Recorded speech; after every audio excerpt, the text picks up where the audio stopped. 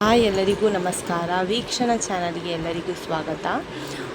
ಈಗ ನಾನು ಮಗುವಿಗೆ ಫಾರ್ಮುಲಾ ರೆಡಿ ಮಾಡ್ತಾ ಇದ್ದೇನೆ. ಈಗ ಮಗುವಿಗೆ 3 ಮಂತ್ ಕಂಪ್ಲೀಟ್ ಆಯಿತು. ಸೊ ನಾನೀಗ ಮಗುವಿಗೆ 90 ml ಫಾರ್ಮುಲಾ ಕೊಡ್ತೇನೆ. ನಾನು ಒಮ್ಮೆಲೆ ಸ್ಟಾರ್ಟ್ ಮಾಡಲಿಲ್ಲ, 90 ml ಒಮ್ಮೆಲೆ ಕೊಡಲಿಕ್ಕೆ ಸ್ಟಾರ್ಟ್ ಮಾಡಿಲ್ಲ. ಫಸ್ಟಿಗೆ ನಾನು 60 ml ಕೊಡ್ತಾ ಇದ್ದೆ, ನಂತರ 75 ಮಾಡಿದ್ದೆ. ಈಗ 90 ml ಫಾರ್ಮುಲಾ ಕೊಡ್ತಾ ಇದ್ದೇನೆ. ನಾನೇನು ಮಾಡ್ತೇನೆ, ಫ್ಲಾಸ್ಕಲ್ಲಿ ಕುದಿಸಿ ಆರಿಸಿದ ನೀರನ್ನು ಫ್ಲಾಸ್ಕಲ್ಲಿ ಫಿಲ್ ಮಾಡ್ತೇನೆ. ಫಿಲ್ ಮಾಡಿದ ನಂತರ ನನಗೆ ಮಗುವಿಗೆ ಯಾವಾಗ ಫೀಡ್ ಮಾಡಬೇಕು ಆ ಟೈಮಲ್ಲಿ ನಾನು ಆ ಫ್ಲಾಸ್ಕಿದ್ದು ನೀರನ್ನೇ ಯೂಸ್ ಮಾಡ್ತೇನೆ. ಇಲ್ಲಿ ಈಗ 90 ml ನೀರನ್ನು ತಗೊಂಡಿದ್ದೇನೆ ಬಾಟಲಲ್ಲಿ, ಫೀಡಿಂಗ್ ಬಾಟಲಲ್ಲಿ. ಆ ಫೀಡಿಂಗ್ ನಂತರ ಅದಕ್ಕೆ ನಾನು ಮಗುವಿಗೆ ನ್ಯಾನೋ-ಪ್ರೋ ಸ್ಟೇಜ್ 1 ಅದು ಮಿಲ್ಕ್ ಪೌಡರ್ ಕೊಡೋದು ಮಗುವಿಗೆ. ಸೊ 90 ml ಅಂತ ಹೇಳಿದರೆ ನಾನು 3 ಸ್ಪೂನ್ ಆ್ಯಡ್ ಮಾಡಬೇಕು. 3 ಸ್ಪೂನು. ನಾನು ಇದರಲ್ಲಿ ತೋರಿಸಿದ ಹಾಗೆ ನಾನು ಯಾವ ಸ್ಪೂನ್ ಯೂಸ್ ಮಾಡ್ತೇನೆ ಅಂತ ಹೇಳಿದರೆ, ಆ ಡಬ್ಬದಲ್ಲಿ ಕೊಟ್ಟಂತಹ ಸ್ಪೂನನ್ನು ನಾನು ಯೂಸ್ ಮಾಡಲ್ಲ. ಯಾಕಂದರೆ ಅದರಲ್ಲಿ ಹಾಕುವಾಗ ಆ ಸ್ಪೂನಲ್ಲಿ ಹಾಕಿದರೆ ಎಲ್ಲ ಹೊರಗೆ ಚೆಲ್ತದೆ. ಸೊ ನಾನು ಮೊದಲೊಂದು ಬಾಕ್ಸ್ ಟೈಪು, ಅದೇ ನ್ಯಾನೋ-ಪ್ರೋ ಕಂಪನಿದ್ದೆ ಬಾಕ್ಸ್ ತಗೊಂಡಿದ್ದೆ, ಅದರಲ್ಲಿ ಒಂದು ಸ್ಪೂನ್ ಬರ್ತದೆ. ಆ ಸ್ಪೂನನ್ನು ನಾನೀಗ ಯೂಸ್ ಮಾಡ್ತಾ ಇದ್ದೇನೆ. ಆದರೆ ಕ್ವಾಂಟಿಟಿ ಸೇಮ್ ಇರ್ತದೆ, 2 ಸ್ಪೂನ್ ಯೂಸ್ ಮಾಡಿದರೂ ಕ್ವಾಂಟಿಟಿ ಸೇಮೇ. ಸೊ ನಾನು ವೈಟ್ ಕಲರ್ ಅದೇ ಸ್ಪೂನ್ ಯೂಸ್ ಮಾಡ್ತೇನೆ, ಯಾಕಂದರೆ ಅದು ನನಗೆ ಈಸಿ ಆಗ್ತದೆ ಹಾಕಲಿಕ್ಕೆ, ಬಾಟಲ್ ಕರೆಕ್ಟಾಗಿ ಹಾಕಲಿಕ್ಕೆ ಆಗ್ತದೆ. ಸೊ ನಾನು ನೋಡ್ತಾ ಇದ್ದೀರಿ ವಿಡಿಯೋದಲ್ಲಿ, ನಾನು ಅದನ್ನೇ ಯೂಸ್ ಮಾಡೋದು. ಈ ಸ್ಪೂನನ್ನು ಯೂಸ್ ಮಾಡ್ತೇನೆ. ಈ ಸ್ಪೂನನ್ನು ಯೂಸ್ ಮಾಡಿ ಫುಲ್ ಹಾಕಬಾರ್ದು, ಲೆವೆಲಿಗೆ ಇರಬೇಕು ಪೌಡರ್ ಈ ಥರ. ಆನಂತರ ಬಾಟಲಿಗೆ ಹಾಕ್ತಾ ಇದ್ದೇನೆ ನಾನೀಗ. ಟೋಟಲ್ 3 ಸ್ಪೂನ್ ಹಾಕಬೇಕು. 90 ml ಅಂತ ಹೇಳಿದರೆ 3 ಸ್ಪೂನ್, 30 ml ಅಂತ ಹೇಳಿದರೆ 1 ಸ್ಪೂನ್, ಆದರೆ 90 ml ಅಂತ ಹೇಳಿದರೆ 3 ಸ್ಪೂನಷ್ಟು ಫಾರ್ಮುಲಾ ಪೌಡರನ್ನು ಹಾಕಬೇಕು. ನಾನು 3 ಸ್ಪೂನ್ ಹಾಕಿದ್ದೆ. ಡಬ್ಬವನ್ನು ಕರೆಕ್ಟಾಗಿ ಮುಚ್ಚಬೇಕು, ಯಾಕಂತ ಹೇಳಿದರೆ ಮಾಯ್ಶ್ಚರ್ ಅಬ್ಸಾರ್ಬ್ ಆಗದ ಹಾಗೆ ಕರೆಕ್ಟಾಗಿ ಮುಚ್ಚಬೇಕು. ಆನಂತರ ಫೀಡಿಂಗ್ ಬಾಟಲಿದ್ದು ನಿಪ್ಪಲನ್ನು ಹಾಕಿ ನಂತರ ಕರೆಕ್ಟಾಗಿ ಅದನ್ನು ಶೇಕ್ ಮಾಡಬೇಕು. ಈ ವಿಡಿಯೋದಲ್ಲಿ ತೋರಿಸ್ತಿದ್ದೇನಲ್ಲ ಆ ರೀತಿ. ಆಗ ಕರೆಕ್ಟಾಗಿ ಏನಾಗ್ತದೆ, ಫಾರ್ಮುಲಾ ಪೌಡರ್ ಏನಾಗ್ತದೆ ಕರೆಕ್ಟಾಗಿ ಮಿಕ್ಸಪ್ ಆಗ್ತದೆ, ಕೆಳಗೆ ಸೆಟಲ್ ಆಗೋದಿಲ್ಲ, ಮತ್ತು ಮಗುವಿಗೆ ಗ್ಯಾಸ್ ಅಥವಾ ಆ್ಯಸಿಡ್ ಕೋಲಿಕ್ ಪ್ರಾಬ್ಲಮ್ ಬರೋದಿಲ್ಲ ಅಂತ. ಹೀಗೆ ಮಿಕ್ಸಪ್ ಮಾಡಬೇಕು, ಇದು ಕರೆಕ್ಟ್ ವಿಧಾನ. ಹಾಗೆ ಮೇಲೆ ಕೆಳಗೆ ಶೇಕ್ ಮಾಡಬಾರ್ದು. ಮೇಲೆ ಕೆಳಗೆ ಶೇಕ್ ಮಾಡಿದರೆ ಮಗುವಿಗೆ ಬಬಲ್ಸ್ ಫಾರ್ಮೇಷನ್ ಆಗಿ ಏನಾಗ್ತದೆ, ಮಗುವಿಗೆ ಗ್ಯಾಸ್ ಅಥವಾ ಕೋಲಿಕ್ ಪ್ರಾಬ್ಲಮ್ ಬರುವ ಚಾನ್ಸಸ್ ಇರ್ತದೆ. ಸೊ ಈ ರೀತಿಯಾಗಿ ಕರೆಕ್ಟಾಗಿ ಮಿಕ್ಸ್ ಮಾಡಬೇಕು. ನನ್ನ ಮೊದಲ ವಿಡಿಯೋದಲ್ಲಿ ಕೂಡ ನಾನು ತಿಳಿಸಿದ್ದೇನೆ ಹೇಗೆ ಫಾರ್ಮುಲಾ ಪ್ರಿಪೇರ್ ಮಾಡಬೇಕು ಅಂತ. ಸೊ ಹೀಗೆ ಕರೆಕ್ಟಾಗಿ ಶೇಕ್ ಮಾಡ್ತಿದ್ದೇನೆ. ಆದ ನಂತರ ಮಗುವಿಗೆ ಫೀಡ್ ಮಾಡ್ತೇವೆ. ಸ್ನಾನ ಮಾಡಿ ಬಂದ ನಂತರ ಮಗುವಿಗೆ ಫೀಡ್ ಮಾಡ್ತೇವೆ. ಫೀಡ್ ಮಾಡಿದ ನಂತರ ಒಮ್ಮೆಲೆ ಫುಲ್ಲು 90 ml ಒಮ್ಮೆಲೆ ಕೊಡೋದಿಲ್ಲ, ಒಂದು ಹಾಫ್ ಅಷ್ಟು ಕೊಡಬೇಕು, ಒಂದು 45 ಅಷ್ಟು ಕೊಟ್ಟು ಬರ್ತ್ ಮಾಡಿ ನಂತರ ರಿಮೈನಿಂಗ್ 45 ml ಕೊಡೋದು. ಯಾಕಂತ ಹೇಳಿದರೆ ಮಗುವಿಗೆ ಮೇಲೆ ಕೊಟ್ಟರೆ ಏನು ಮಾಡ್ತಾನೆ, ಎಲ್ಲ ಹೊರಗೆ ಬಿಡ್ತಾನೆ.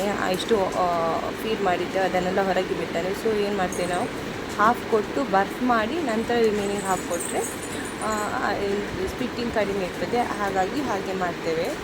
ಆದ ನಂತರ ನೆಕ್ಸ್ಟ್ ಫೀಡ್ ಕೊಡ್ತಾರೆ ಅಮ್ಮ ಫೀಡಿಂಗ್ ಬಾಟಲಲ್ಲಿ. ಆಗ ಅವನು ಸ್ಪಿಟ್ಟಿಂಗ್ ಮಾಡೋದಿಲ್ಲ, ಅಂದರೆ ಹಾಲು ಹೊರಗೆ ಹಾಕೋದಿಲ್ಲ ಬಾಯಿಂದ. ಅಲ್ಲದಿದ್ದರೆ ಕುಡ್ದ ಹಾಲೆಲ್ಲ ಹೊರಗೆ ಹೋಗ್ತದೆ. ಆನಂತರ ಈಗ ಅಮ್ಮ ಕೊಡ್ತಾ ಇದ್ದಾರೆ, ರಿಮೈನಿಂಗ್ ಫೀಡ್ ಮಾಡ್ತಾ ಇದ್ದಾರೆ.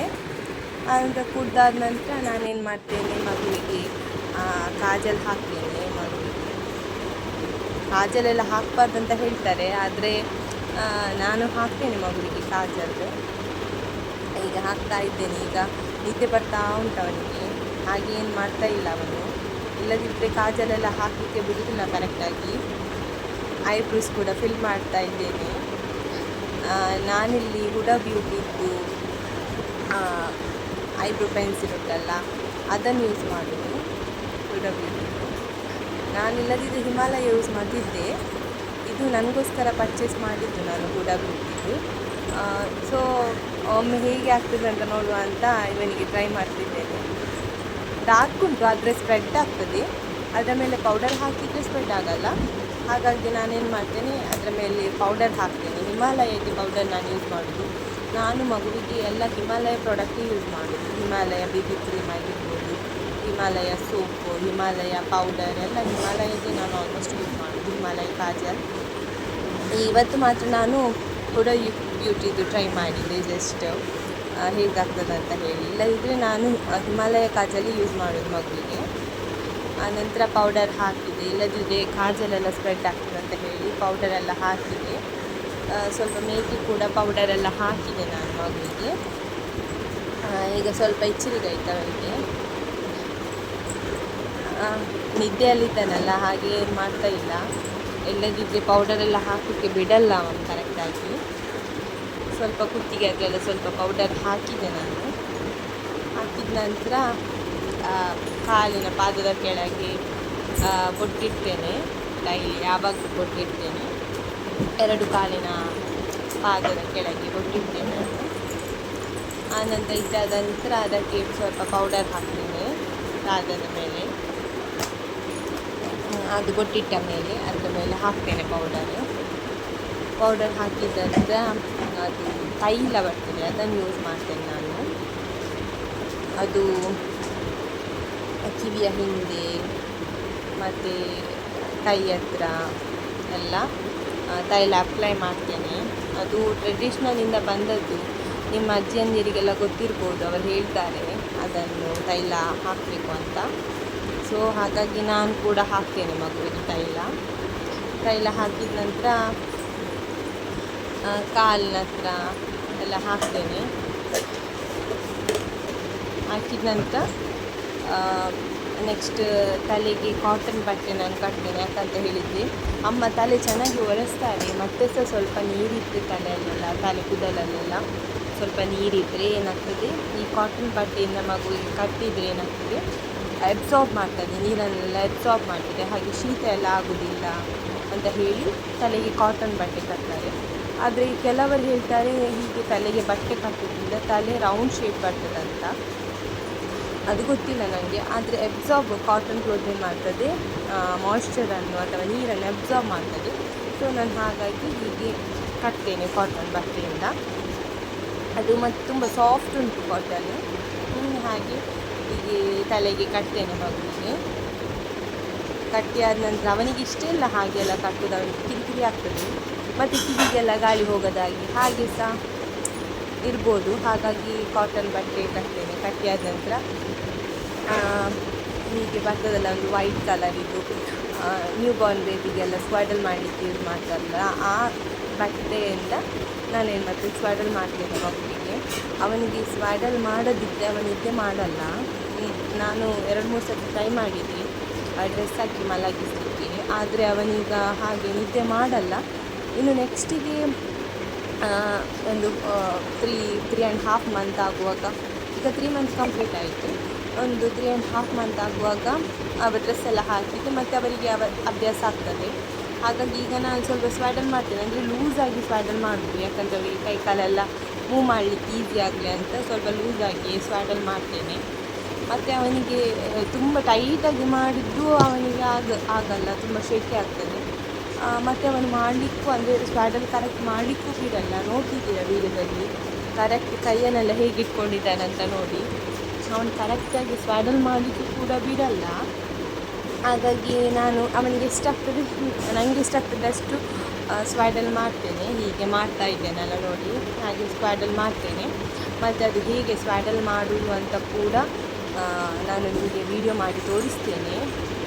ಅವನು ಕೆಲವೊಮ್ಮೆ ಮಾಡಲಿಕ್ಕೆ ಬಿಡ್ತಾನೆ, ಕರೆಕ್ಟ್ ಸ್ವಾಡಲ್ ಮಾಡಲಿಕ್ಕೆ ಬಿಡ್ತಾನೆ, ತುಂಬ ನಿದ್ದೆ ಬರ್ತದೆ. ಕೆಲವೊಮ್ಮೆ ಮಾಡಲಿಕ್ಕೆ ಕರೆಕ್ಟ್ ಸ್ವಾಡಲ್ ಮಾಡಲಿಕ್ಕೆ ಬಿಡಲ್ಲ. ಹಾಗಾಗಿ ಈಗ ಮಾಡ್ತಿದ್ದೇನೆ ಸ್ವಾಡಲ್. ಈಗ ಸ್ವಲ್ಪ ನಿದ್ದೆ ಬರ್ತುಂಟಲ್ಲ, ಹಾಗೆ ಸ್ವಾಡಲ್ ಮಾಡಲಿಕ್ಕೆ ಬಿಡ್ತಾ ಇದ್ದಾನೆ. ಅಂದರೆ ಕರೆಕ್ಟ್ ಏನಲ್ಲ, ಕೈ ಹತ್ರ ಎಲ್ಲ ತುಂಬ ಲೂಸ್ ಇರ್ತದೆ, ಕಾಲ ಹತ್ರ ಕೂಡ ಹಾಗೆ ಸ್ವಲ್ಪ ನಾನು ಲೂಸೇ ಸ್ವಾಡಲ್ ಮಾಡೋದಂದರೆ ಕೈ ಕಾಲೆಲ್ಲ ಮೂಮೆಂಟ್ ಎಲ್ಲ ಈಸಿ ಆಗಲಿ ಅಂತ ಹೇಳಿ ಹಾಗೆ ಮಾಡ್ತೇನೆ.